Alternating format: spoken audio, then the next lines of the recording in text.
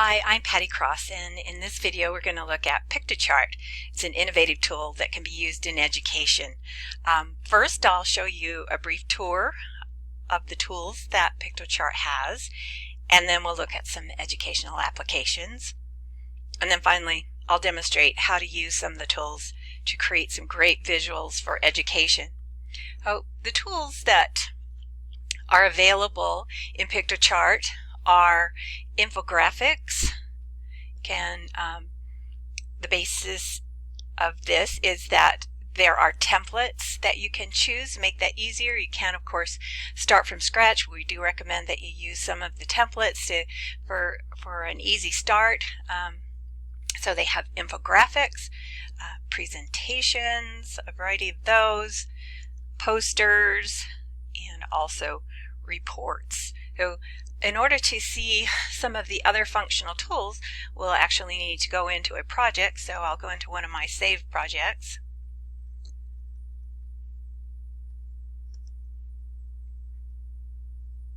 As that loads up, I've selected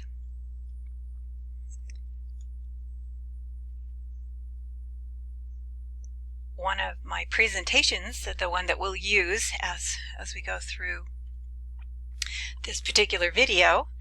So some of the tools that are available for you to use, it's a simple matter of switching out items in the templates. There are a whole bunch of graphics. Got some basic shapes, you can insert lines,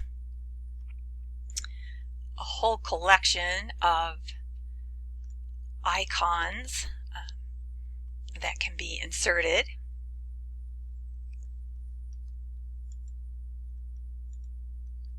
Several photos that you can select from,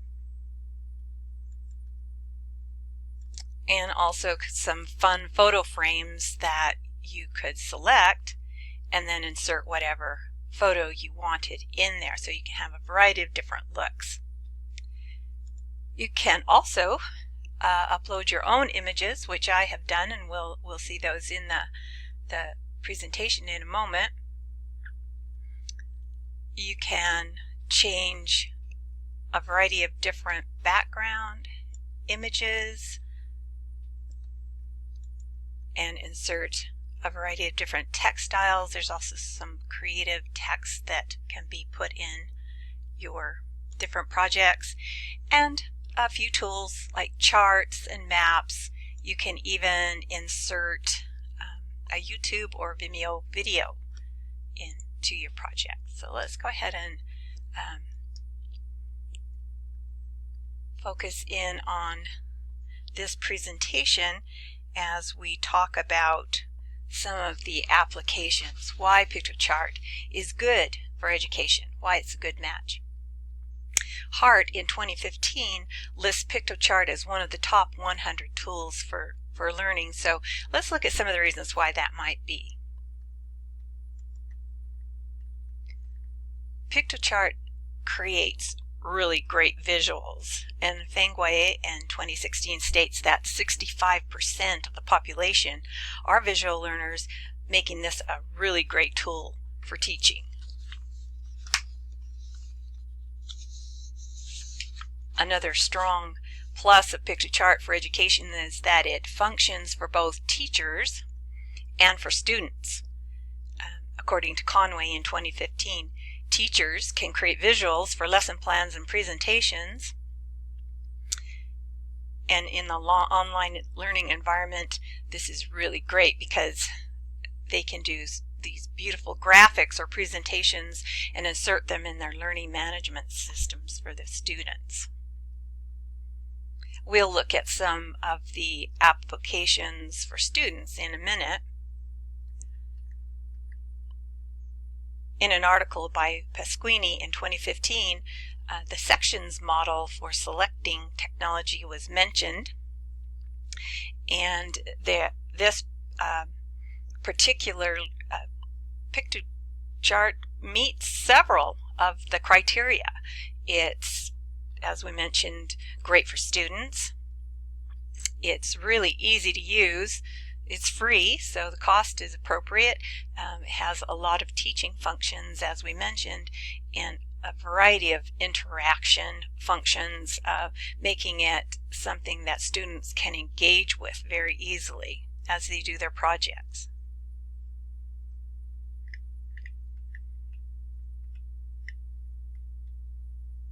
What are the applications that we'll talk about? As we mentioned, it has all of these. You can create infographics and presentations. These are the two we'll process a little bit more. But you can also create reports or brochures, flyers, and even posters. Posters particularly could be used to present a student's research findings, for example.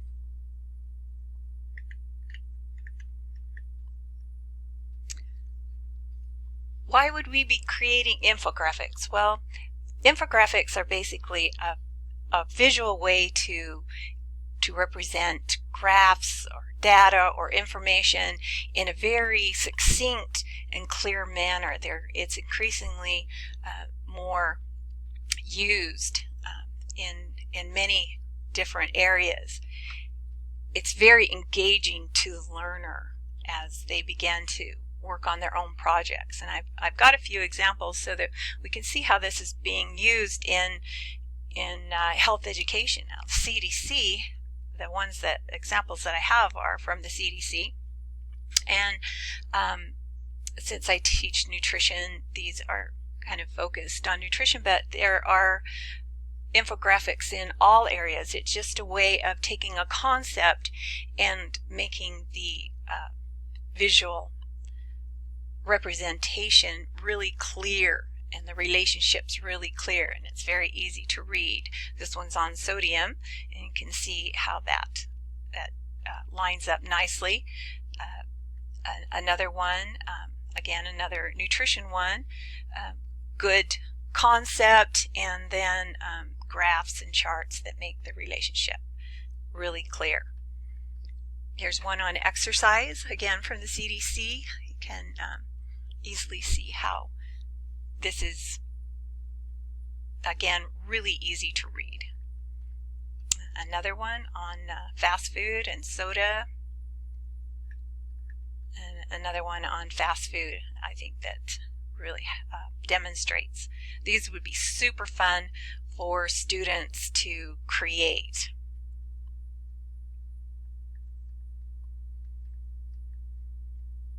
In a classroom, how could this be applied? Well, again, students can make their projects in more of a graphical form. So instead of just a paper, we can have the same information, and students can present it in an attractive way and in an engaging way. As we have a responsibility, if we're health education instructors, part of what we need to do is train our health education students for their professional development. Now, I see more and more having the skill of presenting in the form of an infographic is really important. As I was showing you, the CDC uses several infographics. It's also important that health education students can use that type of format for creating their information out in the workforce. And a teacher can easily use infographics to insert in their lesson modules and in their learning management systems. This is a great way to create projects and visuals for blogs and other social media that might be used in the teaching environment.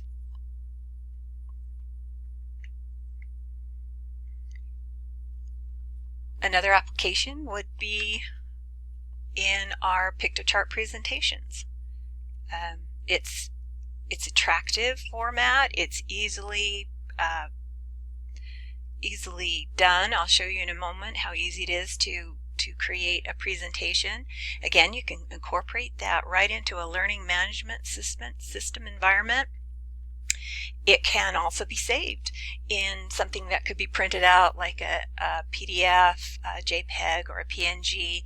Students could submit this, but for online it submits beautifully in many of the formats that we need it to submit. Other things, online presentations, obviously for students, it just scrolls and scrolls, so in a digital environment this works really well. Teachers can create presentations for their hybrid classes or their online classes in lieu of other tools such as PowerPoint, which are more costly, and students again can be fully engaged and they can use their visual talents to present all of the research they've done and demonstrate their learning. So now let's take a look at how we can actually, I'll give you a little demonstration of how I created this video, and we can use some of the tools that are there. I left this one editable so that it would be easy to manipulate. So if I wanted to insert another slide, let's say, then I can actually clone this particular one and it creates another one, and then I can delete and change the